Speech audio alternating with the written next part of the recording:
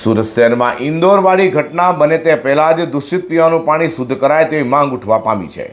તો યોગી ચોક વિસ્તારમાં 15 દિવસથી દૂષિત પીવાનું પાણી આવતા આખરે સ્થાનિકોએ કોંગ્રેસી ધારાસભ્યને રજૂઆત કરતા તેઓએ જાતે જ ઘટના સ્થળે જઈ અસરગ્રસ્તોની મુલાકાત લઈ ત્વરિત લોકોના આરોગ્યને ધ્યાને લઈને કાર્યવાહી કરવા રજૂઆત કરી હતી. સુરત મહાનગરપાલિકા લોકોના આરોગ્યને લઈને ચિંતિત હોય તેવો અનેકવાર દેખાડો કરે છે. જોકે અનેક વખતે સ્લમ સહિત છેવાડાના વિસ્તારના લોકો આરોગ્યને લઈને તંત્ર સામે આક્ષેપો કરતા હોવાની ઘટના સામે આવી ચૂકી છે.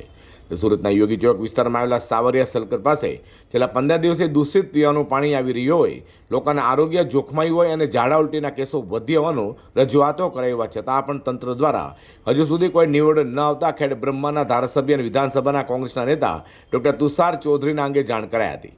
તેથી સ્થાનિકોની ફરિયાદ લઈને ડોક્ટર તુષાર ચૌધરી યોગી ચોક વિસ્તારમાં અસરગ્રસ્તોની મુલાકાત લીધી હતી અને પરિસ્થિતિ અંગે જાણકારી મેળવી તાત્કાલિક આ વિસ્તારમાં શુદ્ધ પીવાનું પાણી આવે અને લોકોના આરોગ્યની પણ તપાસ કરાય તે મુજબ કાર્યવાહી કરવા સુરત મહાનગરપાલિકા કમિશનરને રજૂઆત કરી હતી. સુરત શહેરના યોગી ચોક અને સાવલિયા સર્કલ વિસ્તારમાં છેલ્લા 15-20 દિવસથી પીવાના પાણીની જગ્યાએ દૂષિત પાણી મહાનગરપાલિકા દ્વારા પૂરું પાડવામાં આવી રહ્યું છે. બહેનોએ અમને પાણી પણ સંગ્રહ કરેલું હતું, બતાવ્યું એકદમ ડોહળું પાણી, એનું કલર પણ કાળો હતો અને સખત દુર્ગંધ મારતું પાણી આવે છે, જેના કારણે ઝાડા ઉલટીના કેસો વધી ગયા છે. ઘણા બધા લોકોએ તો હોસ્પિટલમાં સારવાર લેવા જવું પડ્યું છે અને આટલા દિવસથી આ દૂષિત પાણી આવી રહ્યું છે પણ હજી સુધી મહાનગરપાલિકા દ્વારા એનું કોઈ નિરાકરણ લાવવામાં આવ્યું નથી. અને સાથે સાથે આ તો મત વિસ્તાર પણ આરોગ્ય મંત્રીશ્રીનો મત વિસ્તાર કહેવાય અને આરોગ્ય મંત્રીશ્રીના મત વિસ્તારમાં જો આ પરિસ્થિતિ સ્થાનિક રહેવાસીની હોય તો સમગ્ર મહાનગરપાલિકામાં શું પરિસ્થિતિ હશે.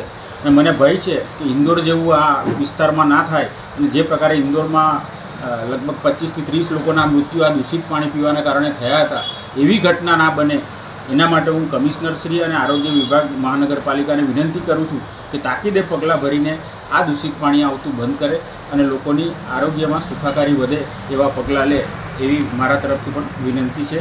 અગાઉ દૂષિત પાણી પીવાથી ઇન્દોરમાં અનેકના મોત નીપજવાની ઘટના બની ચૂકી છે. ત્યાં સુરતમાં દૂષિત પાણી આવતા લોકોના આરોગ્ય સામે ગંભીર સવાલો ઊભા થયા છે, જેને લઈને કોંગ્રેસી ધારાસભ્યે રજૂઆત કરી હતી. તો ડોક્ટર તુષાર ચૌધરી સાથે કોંગ્રેસના પૂર્વ કોર્પોરેટર દિનેશ સાવલિયા, રાજુ ભાલાડા સહિતનાઓ પણ અસરગ્રસ્તોની મુલાકાતે જોડાયા હતા.